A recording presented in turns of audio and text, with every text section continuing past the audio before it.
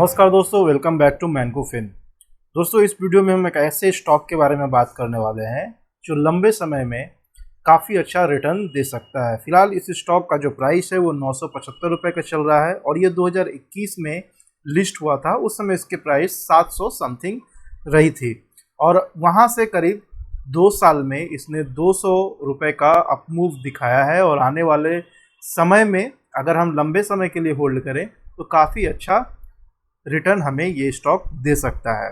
दोस्तों, ये कंपनी 1976 में इस्टेब्लिश हुई थी और टेगा इंडस्ट्रीज जो है वो mineral beneficiation, mining and bulk solid handling industry के लिए रेकरिंग कंज्यूमेबल प्रोडक्ट्स बनाती है, सप्लाई करती है। टेगा इंडस्ट्री पॉलीमर बेस्ड मिल लाइनर्स का दूसरा सबसे बड़ा प्रोड्यूसर है। तो ये टेगा इंडस्ट्री का वेबसाइट है। इस वेबसाइट पर भी आके विभिन्न तरह की चीज़ें हम लोग देख सकते हैं जिसका ये प्रोडक्शन करती है, प्रोड्यूस करती है।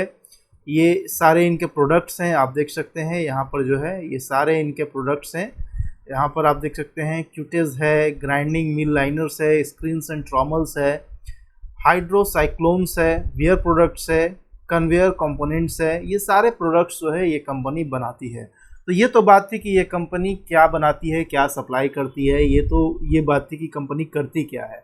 अब हम लोग चलेंगे, देखेंगे कि इस कंपनी के फंडामेंटल कुछ रेशियो कैसे हैं, इनका आरओई, आरओसी, करंट रेशियो, डेब्ट क्या है, ये सारी चीज़ों को हम लोग देखेंगे। उसके बाद most of the important part of this video, इस वीडियो का जो सबसे इम्पॉर्टेंट पार्ट है चार्ट एनालिसिस भी हम लोग देखेंगे कि चार्ट पर ये स्टॉक कैसा दिख रहा है, क्या इसके प्राइस में आने वाले समय में सही में मूवमेंट देखा जा सकता है या नहीं देखा जा सकता है, क्या इस स्टॉक को हम लोग अपने पोर्टफोलियो में ऐड करके लंबे समय के लिए रख सकते हैं या नहीं, या फिर शॉर्ट टर्म में ही ये प्रॉफिट देगा।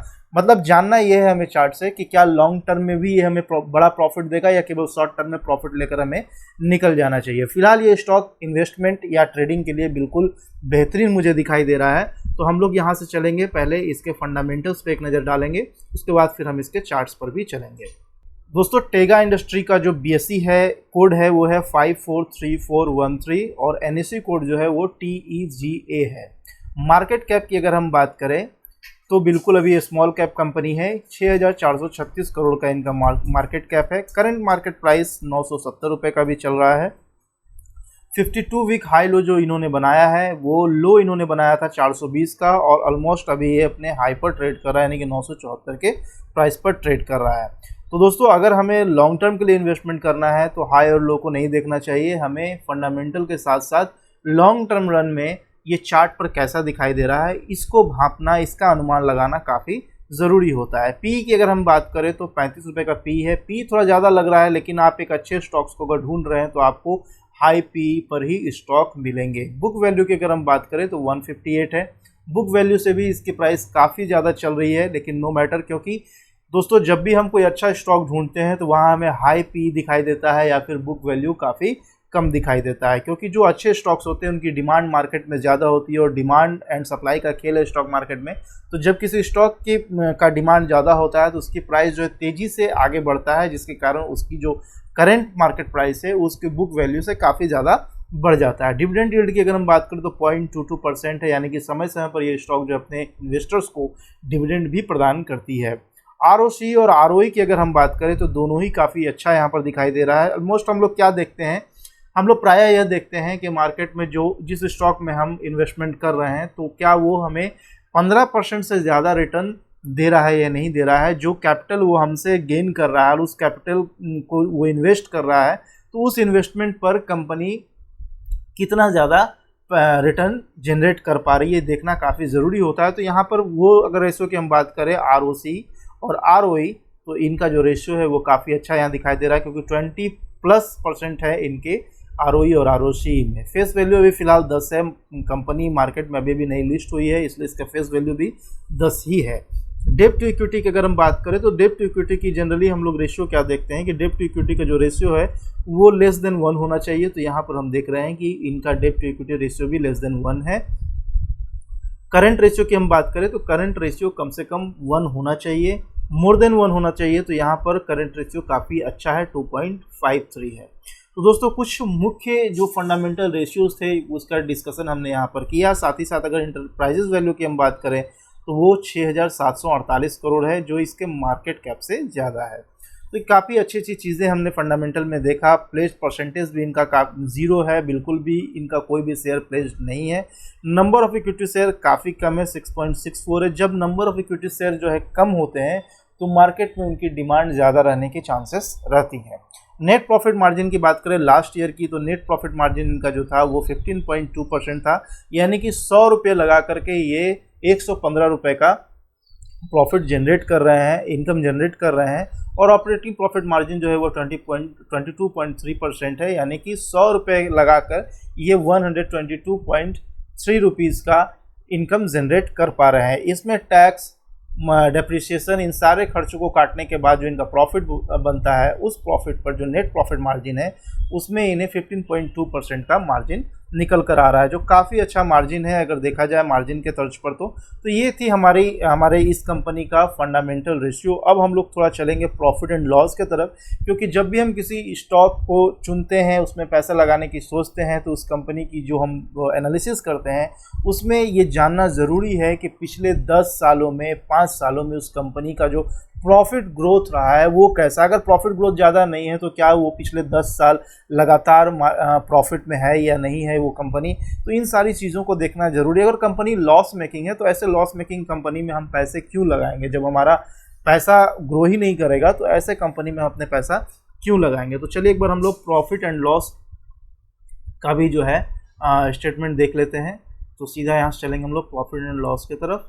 तो दोस्तों ये हमारा जो है टेगा इंडस्ट्रीज़ का प्रॉफिट एंड लॉस स्टेटमेंट है। तो यहाँ पर अगर हम बात करें तो किन किन चीज़ों को यहाँ पर दिखाई गई है, तो यहाँ पर आप लेफ्ट साइड में अगर आप देखेंगे तो यहाँ पर सेल्स है, एक्सपेंसेस है, ऑपरेटिंग प्रॉफिट है, ऑपरेटिंग प्रॉफिट मार्जिन है, अदर इनकम भी है, इंटरेस्ट है, डेप्रिसिएशन है, प्रॉफिट बिफोर टैक्स है, नेट प्रॉफिट है, ईपीएस इन रुपीज़ है, डिविडेंड पे आउट है।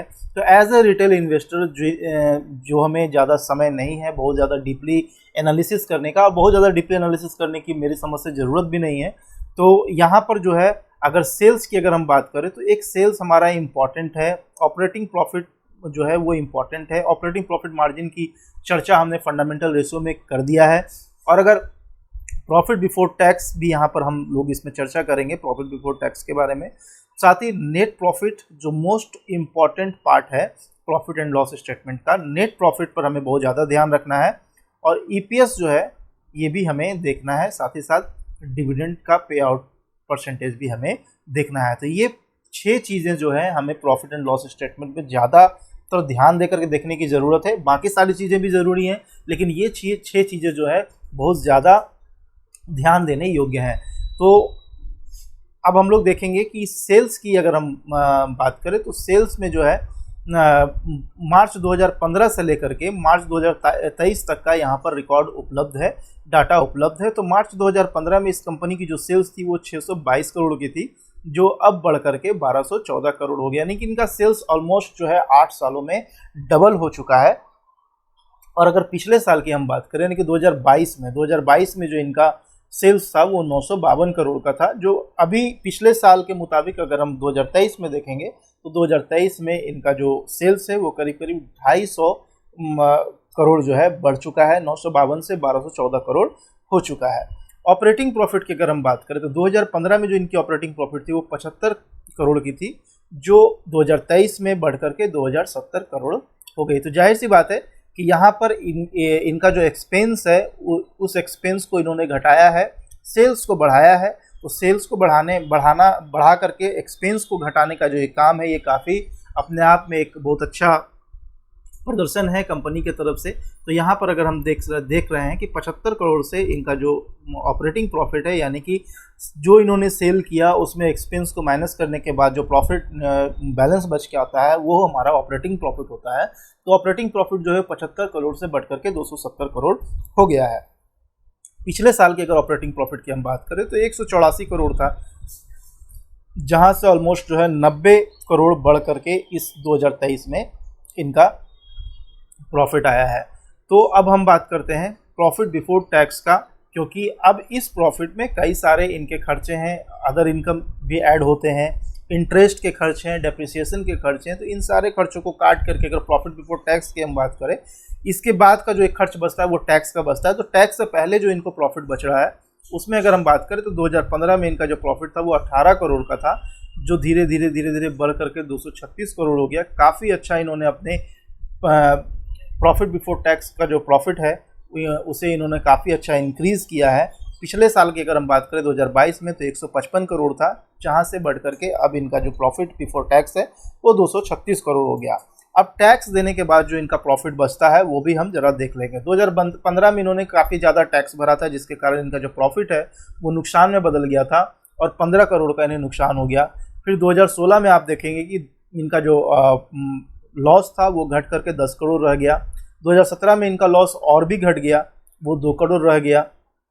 अब 2018 की अगर हम बात करें तो 2018 में इन्होंने जो है जो टैक्स भरा था वो 30% भरा था, और टैक्स भरने के बाद जो इनका प्रॉफिट बचा है वो 28 करोड़ का प्रॉफिट बचा है। फिर देखो, फिर 33 करोड़ हुआ 2019 में, फिर 2020 में 66 करोड़ हुआ, फिर 2021 में 136 करोड़, फिर 2022 में 117 करोड़, और अब 2023 में इनका जो नेट प्रॉफिट रह गया वो 184 करोड़ रह गया। तो काफ़ी अच्छा जो है इनके प्रॉफिट में ग्रोथ देखा गया है, काफ़ी अच्छा। मैं कहूँ तो इससे ऐसी कंपनीज़ अगर हमें मिले तो हमें ज़रूर इन्वेस्ट करना चाहिए। यहाँ मैं किसी भी तरह का रिकमेंडेशन नहीं कर रहा हूँ, ये मेरी ओपिनियन है कि ऐसे स्टॉक्स में हमें ज़रूर इन्वेस्टमेंट करना चाहिए।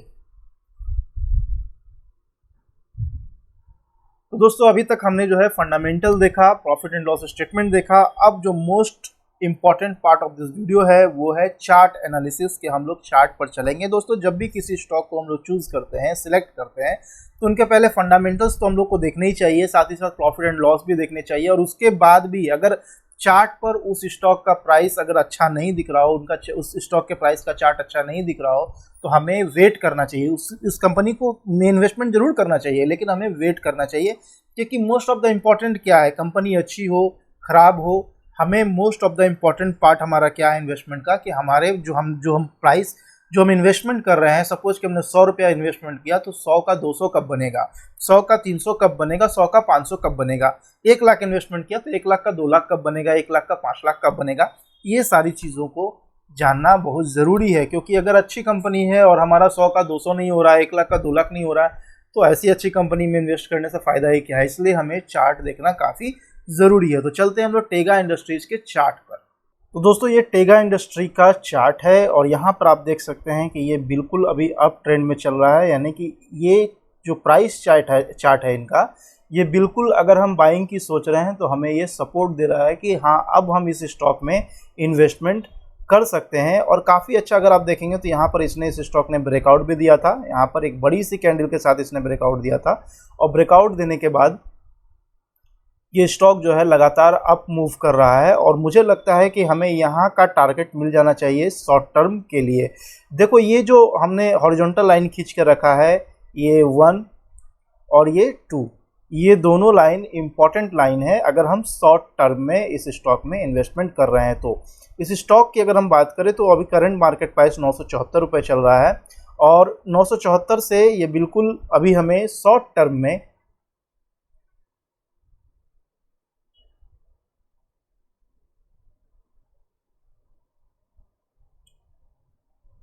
1050 रुपये तक का मूवमेंट दिखा सकता है। अगर इस स्टॉक में करंट मार्केट प्राइस पर इंटर किया जाए, करंट मार्केट प्राइस पर इस स्टॉक को खरीदा जाए, तो 1050 का टारगेट हमें देखने को मिल सकता है।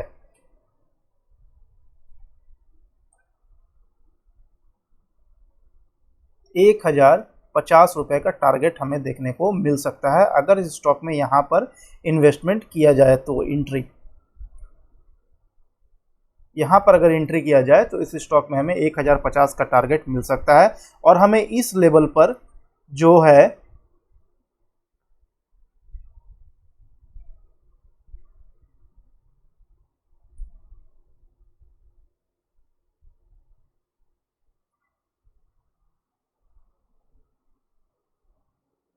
840 का, ये 840 का लेवल है। अगर हम यहाँ पर इस जगह एंट्री करते हैं तो 840 तक हमें इस स्टॉक में बने रहना चाहिए। अगर 840 का लेवल ये स्टॉक तोड़ देता है तभी हम इस स्टॉक से बाहर निकलेंगे। ये मैं शॉर्ट टर्म के लिए बता रहा हूँ। अगर 1 महीने, 1.5 महीने, 2 महीने के लिए इस स्टॉक में एंट्री करना है, इस स्टॉक को बाई करना है, इन्वेस्ट करना है, तो 1050 तक का टारगेट हमें देखने को मिल सकता है और 840 तक का हम इसमें स्टॉप लॉस लगा सकते हैं। स्टॉप लॉस मीन्स कि जब तक 840 को ये स्टॉक ब्रेक नहीं करे नीचे की तरफ, तो हमें इस स्टॉक में बने रहना चाहिए। ये था हमारा शॉर्ट टर्म व्यू इस स्टॉक पर। अब थोड़ा सा अपना व्यू को हम लोग बढ़ाते हैं, यानी कि शॉर्ट टर्म यहाँ मैं 1 महीने, 1.5 महीने का व्यू आपको बता रहा हूँ, और अब अगर हम 6 महीने, 8 महीने का व्यू अगर देखें तो चलिए वो भी हम देख लेते हैं। अब अगर इस स्टॉक में हम 6 महीने से 8 महीने का व्यू लेते हैं, तो अगर करंट मार्केट प्राइस पर हम इन्वेस्ट करें तो 730 रुपये तक हम इस स्टॉक को होल्ड कर सकते हैं। 730 को जैसे ही ब्रेक करेगा, हम इस स्टॉक से अपना पोजीशन स्क्वायर ऑफ कर लेंगे।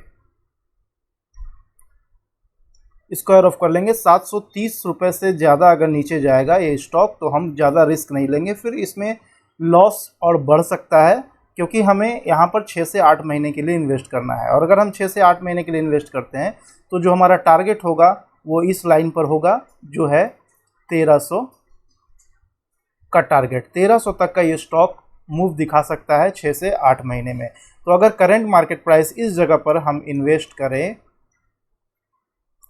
तो 6 to 8 मंथ में हमें 1300 का टारगेट देखने को मिल सकता है। लेकिन ध्यान रहे, क्योंकि हम यहाँ पर पोजिशनल ट्रेड कर रहे हैं, इसलिए हमें थोड़ा सा नीचे की तरफ भी ध्यान रखना है कि ज़्यादा हमें लॉस ना हो। इसलिए इस स्टॉक को अगर 971 पर हम खरीदते हैं, 972 पर खरीदते हैं, तो 730 तक हम इस स्टॉक को होल्ड करेंगे। उससे ज़्यादा हम नुकसान नहीं सहेंगे, क्योंकि 730 के नीचे जाने पर ये स्टॉक जो है 500 या 400 तक का मूव नीचे दिखा सकता है। इस बात का हमेशा हमें ध्यान रखना है। तो इस स्टॉक में अभी इन्वेस्ट करके 1300 तक के टारगेट का हम लोग वेट कर सकते हैं, जो है 6 से 8 महीने में आने की इसकी उम्मीद है। अब हम लोग most of the important level की हम लोग बात करेंगे कि जहां से हम लोग इन्वेस्ट करके इस स्टॉक को लंबे समय के लिए, यानी कि 5 साल, 8 साल, 10 साल के लिए इन्वेस्टेड रह सकते हैं, जहां पर हमें यहां से 2x, 3x, 4x, 5x यानी कि मल्टी बैगर रिटर्न मिलने की उम्मीद है। जी हाँ दोस्तों, ये स्टॉक मल्टी बैगर साबित हो सकता है आने वाले समय में। तो चलिए देख लेते हैं कि वो कौन सा लेवल है और कौन सा टारगेट है जहां हम इस स्टॉक को खरीद करके अचीव कर सकते हैं। तो चलिए देखते हैं उस लेवल को। अब दोस्तों हम लोग इसके मल्टी बैगर रिटर्न का बात करेंगे। तो इस स्टॉक में अगर हम इन्वेस्ट करते हैं 971 पर बिल्कुल इन्वेस्ट कर सकते हैं, और इन्वेस्टमेंट करने के बाद इस स्टॉक को हम लोग को 5 to 10 ईयर्स के लिए होल्ड करना है। उसके बाद इस स्टॉक में हमें 5x तक का रिटर्न जनरेट हो सकता है। 5x तक का रिटर्न हमें जनरेट हो सकता है, मे बी कि 10x तक का भी आपको 5 to 10x तक का रिटर्न मिल सकता है 5 से 10 सालों में, अगर इस स्टॉक में हम बने रहें। लेकिन याद रखें कि इस स्टॉक को जब भी हम बाई करेंगे तो इस स्टॉक का प्राइस 580 रुपये से, यानी कि इस लेवल से अगर नीचे जाए तो हमें अपने इस इन्वेस्टमेंट को ब्रेक कर देना है, और जो भी लॉस हो उस लॉस को लेकर के घर चले जाना है, क्योंकि फिर लॉस जो है इंक्रीज़ होना शुरू हो जाएगा। यानी कि ये स्टॉक जो है 580 के अगर नीचे आता है, 580 के नीचे 1 मंथ या फिर 15 डेज तक अगर होल्ड कर जाता है 580 के नीचे, तो इस स्टॉक में बिल्कुल निकल जाना है, बिल्कुल रुकना नहीं इस स्टॉक में, क्योंकि फिर ये स्टॉक हमें 200 से 150 तक का लेवल दिखा सकता है। इसलिए ये स्टॉक में अगर हम करंट मार्केट प्राइस जो है, यहाँ पर करंट मार्केट प्राइस पर अगर हम एंट्री करते हैं, तो इस स्टॉक में आने वाले 5 से 10 सालों में हमें 5x या 10x का रिटर्न देखने को मिल सकता है। जी हाँ दोस्तों, ये बिल्कुल मल्टी बैगर स्टॉक है, और इस स्टॉक को मैं भी अपने पोर्टफोलियो में रखने जा रहा हूँ। ये याद रखेंगे आप लोग, ये स्टॉक मल्टी बैगर स्टॉक है। 10 सालों में 5 से 10 गुना का रिटर्न आपको देखने को मिल सकता है। साथ ही डिविडेंड भी ये स्टॉक देता रहता है अपने इन्वेस्टर्स को। तो अगर प्राइस मूवमेंट अगर 5x 10x नहीं हुआ, तो डिविडेंड के ज़रिए भी हमें 5x to 10x पहुंचने में मदद मिल सकता है। तो ये स्टॉक काफ़ी अच्छा है लॉन्ग टर्म इन्वेस्टमेंट के लिए। इस स्टॉक का जो इंपॉर्टेंट लेवल है वो है 580 का। 580 के नीचे स्टॉक जाए तो हम इस स्टॉक से बाहर निकल जाना है। करंट मार्केट प्राइस में बिल्कुल हम इस स्टॉक में इन कर सकते हैं। अगर हम चाहें तो थोड़ा सा वेट कर लें, 972 से थोड़ा नीचे आ जाए तो भी हम इस स्टॉक में एंट्री कर सकते हैं। लेकिन अगर 972 से नीचे नहीं आया और ये स्टॉक लगातार ऊपर जाता रहा तो फिर हम एक अच्छा अपॉर्चुनिटी खो देंगे। उससे अच्छा हम एक स्ट्रेटजी बना सकते हैं कि अगर हमें 10,000 रुपया इन्वेस्ट करना है तो हम अभी फ़िलहाल 5,000 इन्वेस्ट करेंगे और फिर जब स्टॉक का प्राइस 900 के आसपास आ जाए तो फिर हम इस स्टॉक में 5,000 का और निवेश कर देंगे। तो इस तरह से हमारा जो एवरेज प्राइस है वो 935 के आसपास आ जाएगा हमारा एवरेज प्राइस, और एक अच्छा प्राइस हमें मिल जाएगा बाइंग प्राइस। और इस स्टॉक को हमें खरीदकर होल्ड करना चाहिए क्योंकि ये स्टॉक एक मल्टी बैगर स्टॉक साबित हो सकता है आने वाले समय में। दोस्तों यहाँ मैं किसी भी स्टॉक का रिकमेंडेशन नहीं कर रहा हूँ, तो अच्छा होगा कि आप एक लाइसेंस एडवाइज़र फर्म से एडवाइस लेकर के इस स्टॉक में निवेश करें। यहाँ पर इस वीडियो में मैं केवल अपना ओपिनियन बता रहा हूँ। अगर ये ओपिनियन आपको पसंद आए तो इस वीडियो को जरूर लाइक करें, अपने दोस्तों के बीच में शेयर करें। नए व्यूअर्स हैं तो मेरे वीडियोस को जरूर, मेरे चैनल को जरूर सब्सक्राइब करें। तो आज इस वीडियो में इतना है, फिर जल्द मिलेंगे एक नए वीडियो के साथ में। तब तक के लिए धन्यवाद।